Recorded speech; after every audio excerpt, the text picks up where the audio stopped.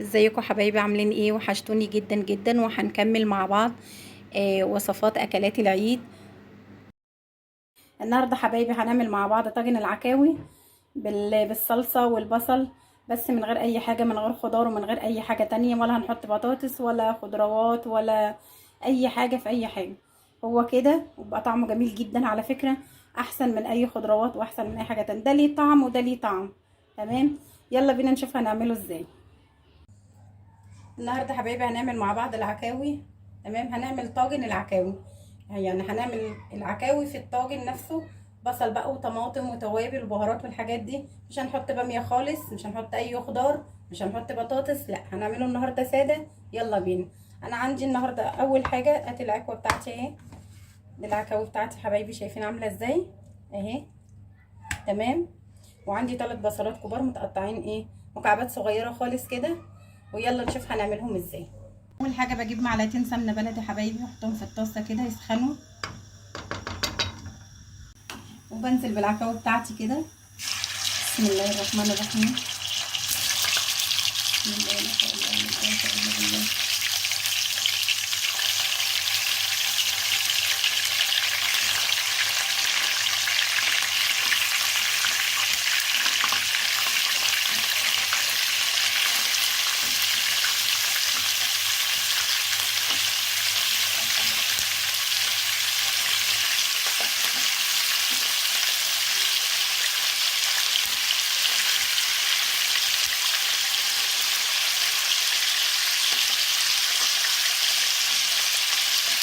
اول ما بتاخد طبقه معايا بقلب الناحيه الثانيه. تمام، شوحها بس تاخد تشويحه في السمنه.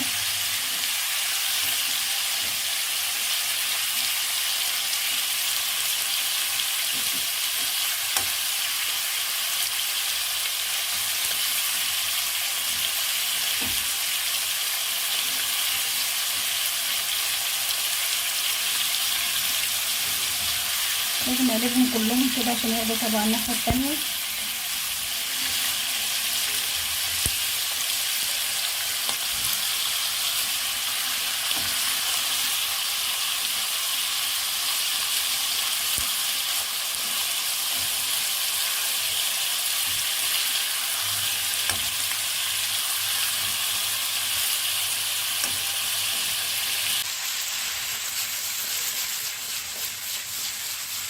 افضل اقلب فيهم كده عشان ما تلزقش معايا.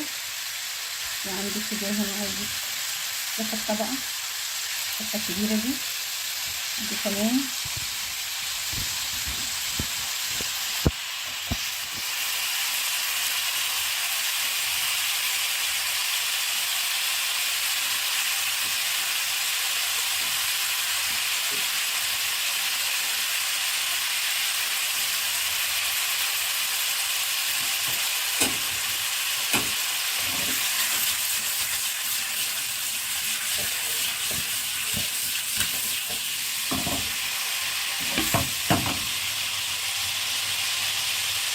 وبعدين بطلعهم. بسم الله.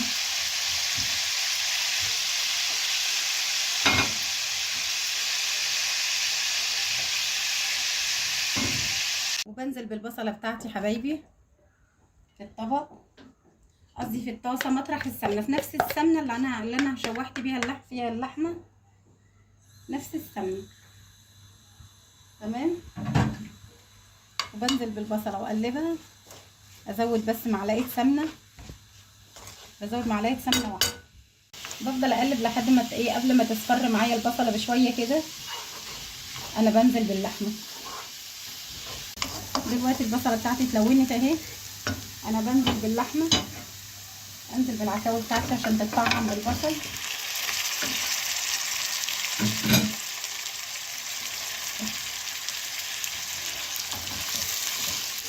بفضل اقلبها كده.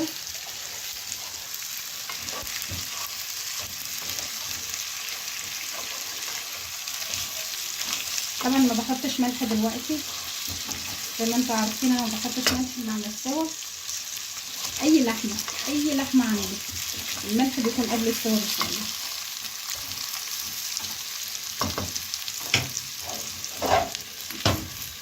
اللي كده يطعم البصل.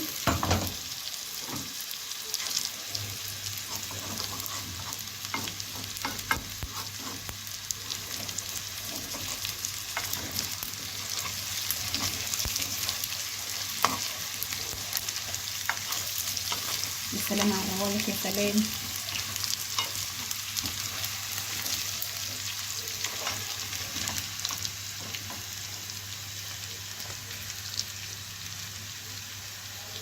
دلوقتي بقى يا حبايبي ان الاوان ننزل بالصلصه.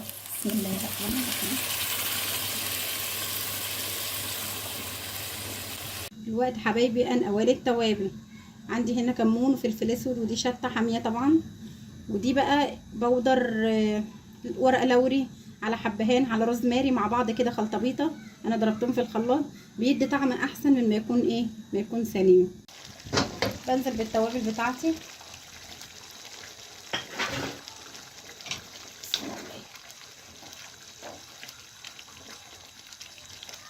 وبقلب، اغطيها بقى واسيبها تاخد السوا بتاعها على البوتاجاز من فوق. كل السوا بتستوي كله من فوق، بس طبعا على نار ايه، على نار هاديه. انا بوطي عليها دلوقتي واسيبها تستوي على نار هاديه، وبعدين بندخلها الفرن. دلوقتي يا حبايبي هفضيها في الطاجن بتاعي اهو، وهدخلها الفرن على الرف اللي من تحت على اعلى درجه عندك لمده 10 دقايق. انا اسفه، هحط على الرف الوسطاني مش اللي من تحت، على الرف الوسطاني 10 دقايق على اعلى درجه. بسم الله.